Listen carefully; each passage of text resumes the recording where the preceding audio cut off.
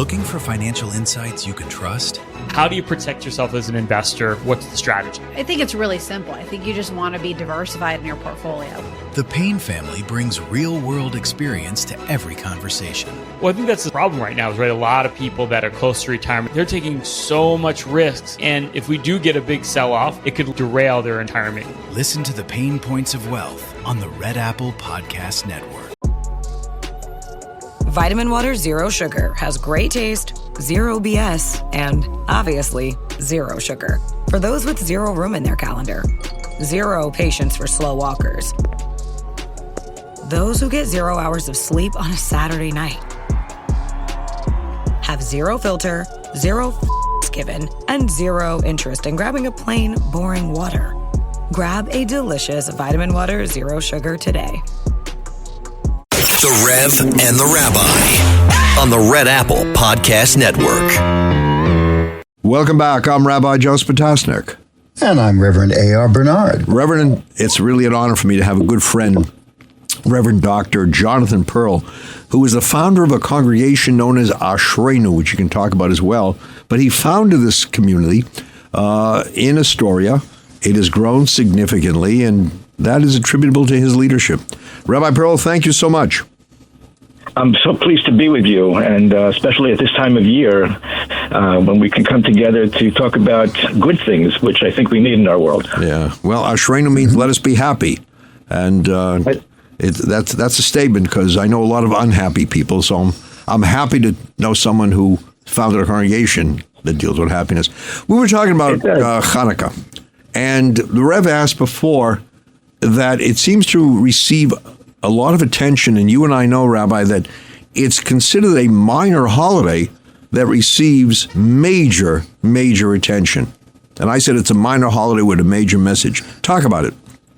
I agree with you. I think it's a major holiday. I think the technicality of what a major and minor holiday aside, I think the idea, as you just said, the message of Hanukkah is one of major import. It does tie into what you mentioned in terms of the name of my congregation, Ashreinu, which is a prayer we actually say every single morning, being grateful for the happiness and good fortune we have in our lives. And even when people have difficulties and challenges in life, one of the great gifts we have is the ability to be able to look beyond that, to look deeper and to say there are gifts and blessings which I have for which I should be grateful. Hanukkah comes at a time of year when it's dark out and the days are shorter and it can get chilly.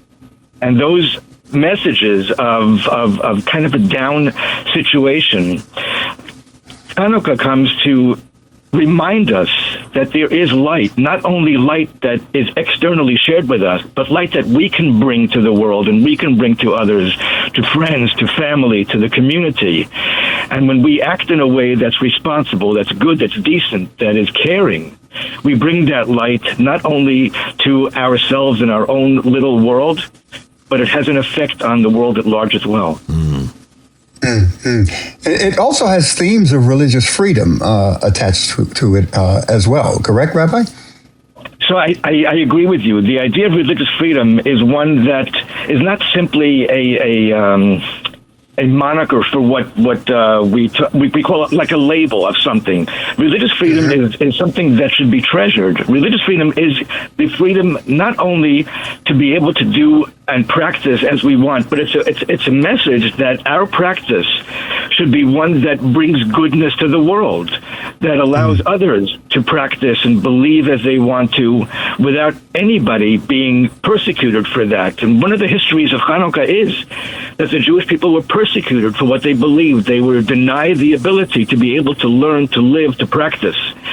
And Hanukkah taught us that we have the right, the ability, the privilege, the responsibility to stand up for ourselves, to live as good, decent people, to believe, to practice in a way that makes our world better and the whole world better. So that light, that religious liberty, they tie into each other. And all of these things, I think, deal with the idea of being grateful. The idea of being grateful is one that makes us happier. I think it makes other people happier. I also think it gives us a sense of humility that, you know, we're not the be-all and end-all and the greatest things in the world. There are people out there who do help us. There's God who helps us. There's a world out there that's there for our using and our bettering. So the ideas of gratitude, religious liberty, light, goodness, all of these come together on Hanukkah. Can I mention? And it's not just, I just want to follow up, and it's not just the right to worship God, but it's the right to worship God freely in the face of oppression. I think that's very important when it comes to our understanding of Hanukkah, correct, gentlemen? Correct. Yes, and I think if we think of it this way, it's very easy to be good and nice and observe and worship and pray and all these things when things are easy, when there is no oppression, when it's not difficult. It's very easy to do that. When there's oppression around, it's much more challenging to stand up and be courageous and bold and say, I'm still going to stand up. And I think that's what we celebrate. The Maccabees, in the face of oppression, didn't succumb to it, but rather stood up to it and said, we are here, and we're going to survive and thrive because it's the right thing to do. Let me follow up on that. It's interesting because when you look at the history of Hanukkah with the Syrian Greeks going into the temple, destroying the Hanukkah menorah, they didn't destroy the temple. They were, in a sense, saying, well, you can go to the temple, but you're going to go the way we want you to go. You're going to observe the way we want you to observe. And if I could use a parallel, it's like those who say, well, you can be Jewish, but don't you dare talk about Zionism. You're going to be Jewish the way we define Judaism for you. Do you see that parallel? I do. And if we think of all the times that we're told how to think and what to think, we and sometimes we're afraid to stand up for knowing what's right and doing what's right because of the pressure about being told what to do and what to think. I will just follow up on what you just said, Rabbi Potasnik, in that the Syrian Greek army was not there killing us. Right. They were killing our spirit. They were denying us the ability to learn and to study and to practice as we believed. And that was a different kind of a death that they were trying to impose on us. Different ways to kill people. Yeah, doesn't that bring about the whole idea of, because we have it in our faith tradition, we call it cultural Christian and cultural Christianity. So I would suspect that you have cultural Judaism, which is where Jewish people identify, with the history, the tradition, the values, the food, etc., but not necessarily hold to the religious beliefs and practice the commandments. Am I correct in what I'm saying here? Yes, my father once said a long time ago, my father Zichrono Livracha once said they have cultural Judaism and gastronomical Judaism. It's the chicken soup Judaism. He said that. Yes, there are many ways of identifying with being Jewish, with being religious, with being part of a people and a culture. But the basics, the most fundamental ones, the ones that keep us alive for all these centuries and millennia for who we are much deeper than simply the cultural, the gastronomic things. Yeah. It's the morality. It's the guidance of who we are. It's where we came from, who our ancestors are, where we lived, what we believed in, what we prayed for, what we fought for. All these things are so basic and foundational to who we are. You're right. We can be humanists, right? If our religion is not important for us and we just want to do good, be kind, if that's the essence, how does that differentiate you from being a secular humanist? Right. Religious practice is supposed to lead us to being good. Being good doesn't lead us to being religious. Believing in God, the whole point of believing in God tells us that we're supposed to be good. And I think that's one of the ways. If we look back at the development of Judaism and then Christianity, if we look back at the development and the beginnings of these things, we were surrounded by a world that didn't believe in all the things that we take for granted, like don't steal and don't murder and don't commit adultery. These were not obvious ways to live. And we stood up and said, but this is the right way to live. God told us this is the morality of life. We're going to teach that to the world. Maybe people didn't want to hear that. Well, I'm going to give both of you credit. The first time I preached this sermon called The Gastronomical Christian, I'm going to say it's from two favorite rabbi friends of mine. Well, when you ask people, what makes you Jewish? Well, look, I eat bagels and lox. Yeah. You're right? Come on. How much more Jewish can I be? That's it. Talk about, what, it's interesting. Talk about Jewish pride. Because Hanukkah says you can light the menorah, but put it in the window. Let others see. And I remember the Cardinal years ago during the rise of anti-Semitism, which has reemerged, he actually put a Hanukkah menorah in the window to say, you are all spiritual Semites. And, you want to attack them, attack me. But the whole idea of publicizing the miracle is an essential, a fundamental component of Hanukkah. I think you hit on a key word. Instead of being afraid of being Jewish, we should be absolutely proud of being Jewish. The best way to transmit what we believe in as being good is to be proud of who we are and what we do. This is how we transmit it to our children and to our friends and to our families and to our communities. The idea of being proud of who we are is not a negative. I think it's an extraordinary positive. It's also part of being grateful. Being grateful for who we are is being proud of who we are.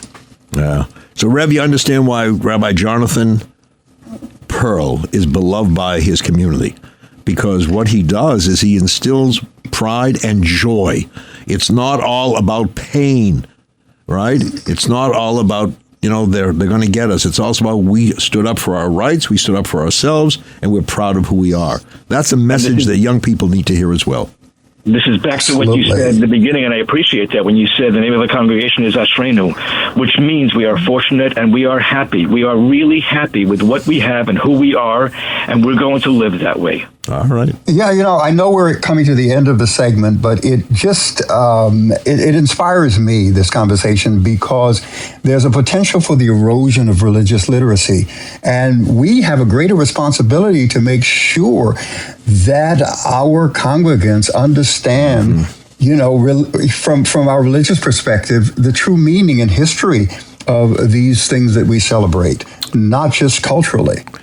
Absolutely. One of the messages and aims I have for my congregation always is to just get them to really enjoy and love being together in our shul, in our synagogue.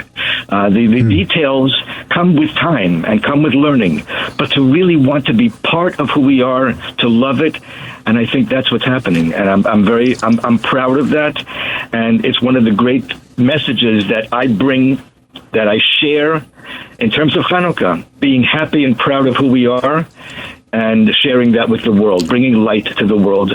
Rev, one of the things I know about Rabbi Dr. Jonathan Pearl, you will not hear him discuss politics in the pulpit. This is true.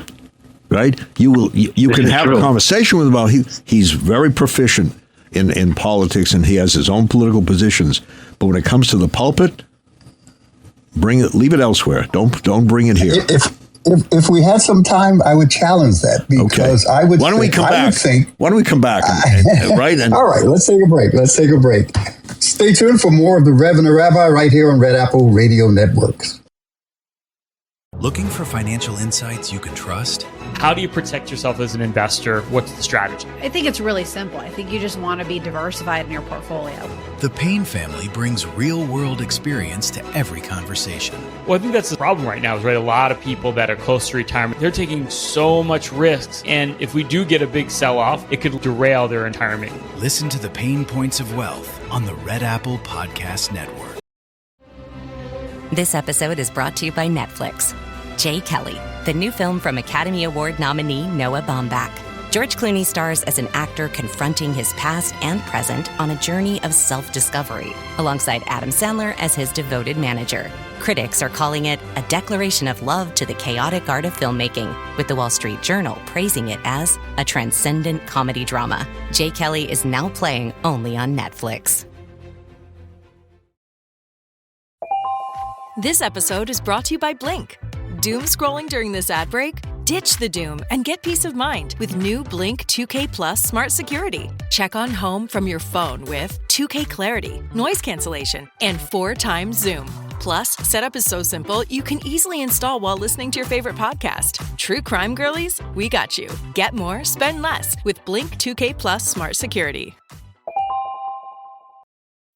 This holiday, give the gift that says, let's cancel plans and just lounge. MeUndies has dropped their new holiday collection, and it's made for maximum cozy. We're talking soft as snow, ultramodal fabric, festive prints, and loungewear so comfy, your couch might get jealous. Onesies, hoodies, joggers, even delightfully quirky holiday designs. You're welcome. Knock out all your holiday gifting needs with deals up to 60% off at MeUndies.com/Spotify. Enter promo code Spotify. That's MeUndies.com/Spotify, code Spotify. Welcome back. I'm Rabbi Joseph Potasnik. And I'm Reverend A.R. Bernard. And we are speaking with Rabbi Dr. Jonathan Pearl, founder of a congregation, a community known as Ashreinu, which means let us be happy, let us be proud. Rev, I think you had a question you want to raise about politics in the pulpit.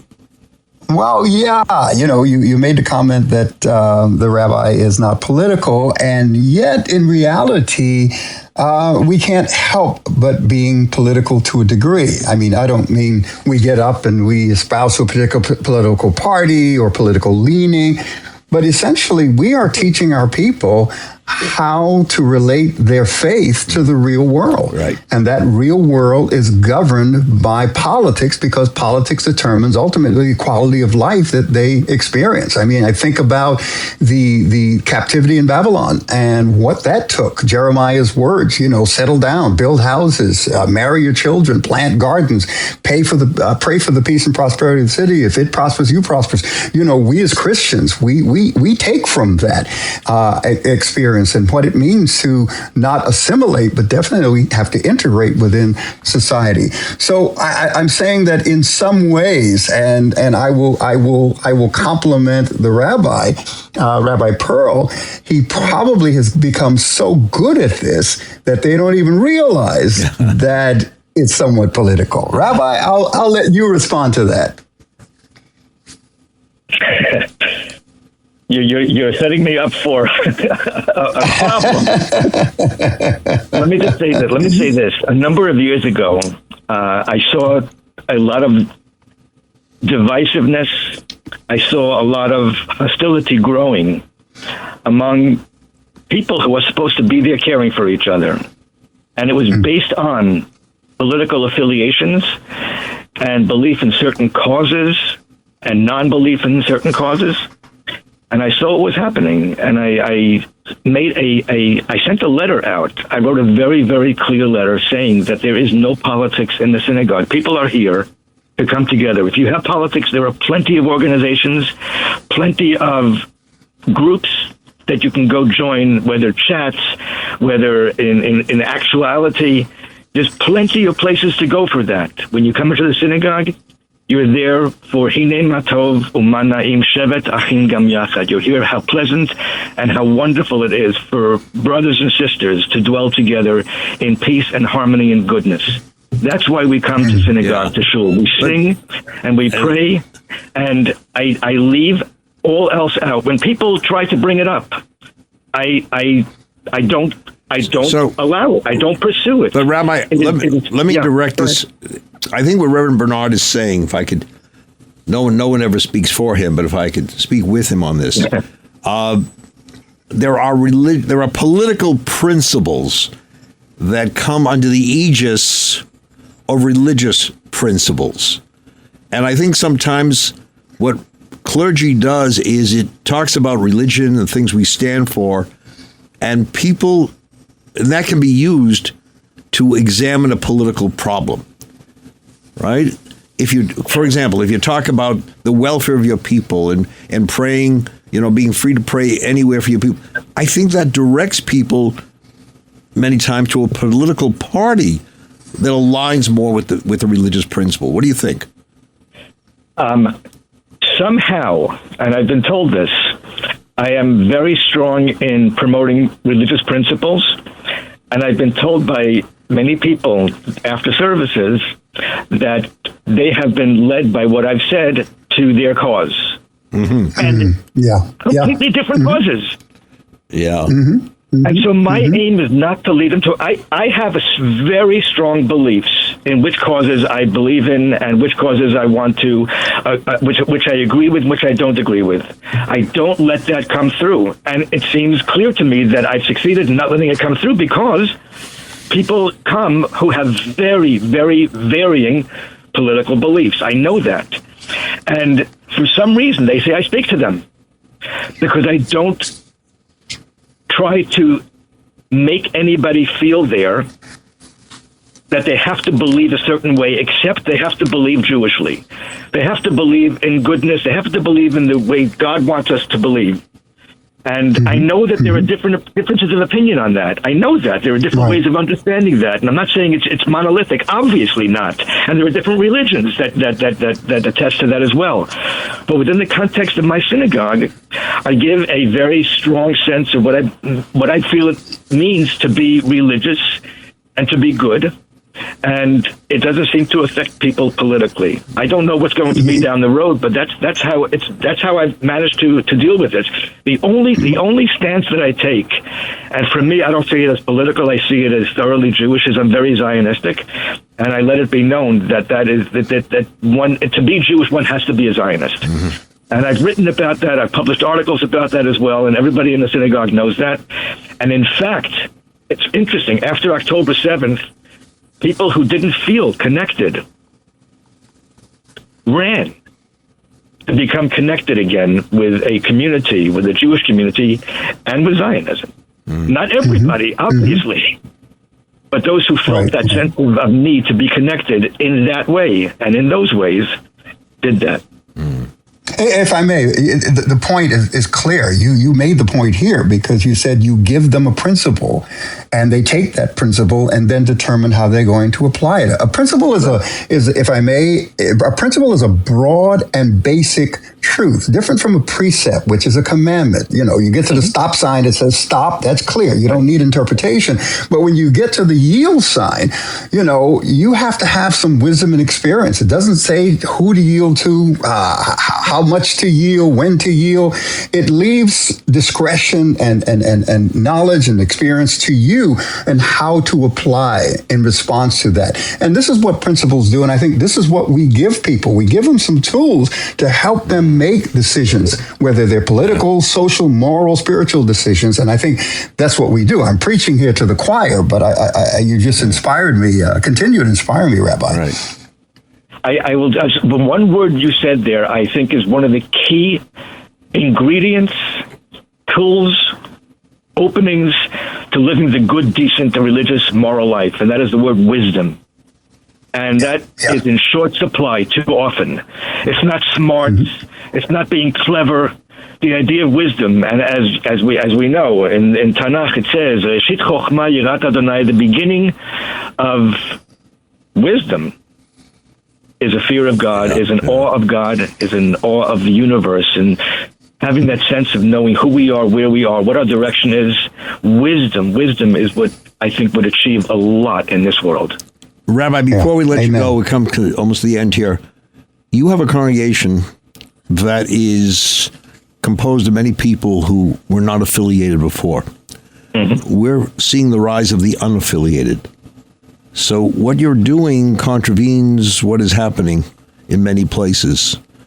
If you could, in 58 seconds, how does one attract unaffiliated to become affiliated? Music, joy, happiness, respect, and pride and true belief in what we're doing. It's not a question of imposing a particular way or a particular ritual. It's a way of, and I am ritualistic, and I wear a kippah always, and all these things. I don't tell people to do that. I share with them my sense of a love of Judaism, a passionate love of Judaism, of doing good, of bringing light to their lives. And as I said, with music, with joy, with happiness, with respect, with pride and love, and a deep sense of passion for being Jewish. That's it. Wow. All right. Yeah. Rabbi Dr. Excellent. Jonathan Pearl. Rev? Excellent. It's a wrap. Thank you so much. Yeah. Hey, great program. And thank you, Rabbi Pearl, for being on the program and contributing so much. Great conversation. And thank you, our listeners, for joining us here Sunday mornings for the dynamic duo, the Rev and the Rabbi. Till next time, God bless. Thanks for listening to The Rev and the Rabbi. You can hear The Rev and the Rabbi Sunday mornings at 7. If you like the podcast, share it with your friends and listen anytime at WABCRadio.com and download the WABC Radio app. Hit that subscribe button on all major podcast platforms. Plus, follow WABC on social on Instagram, TikTok, Facebook, and X. See you next time for a new episode so you never have to wonder. What the heck is going on here? Take my word for it. I live there. Come to Florida. Get pre-approved right now with my guy Michael Kotze. Call him at 561-441-2730. He's got Choice Mortgage and a great real estate team. Get pre-approved right now. Michael Kotze, 561-441-2730. Buy in Florida right now. Don't wait. Save money on state taxes. Make your move today with Choice Mortgage. Trust me, Florida is waiting. This guy's so good, he did my commercials in Florida too. Mike Kotze, 561-441-2730. A ride. Hey, Ryan Reynolds here. Wishing you a very happy half-off holiday because right now Mint Mobile is offering you the gift of 50% off unlimited. To be clear, that's half price, not half the service. And Mint is still premium unlimited wireless for a great price. So that means a half day, yeah?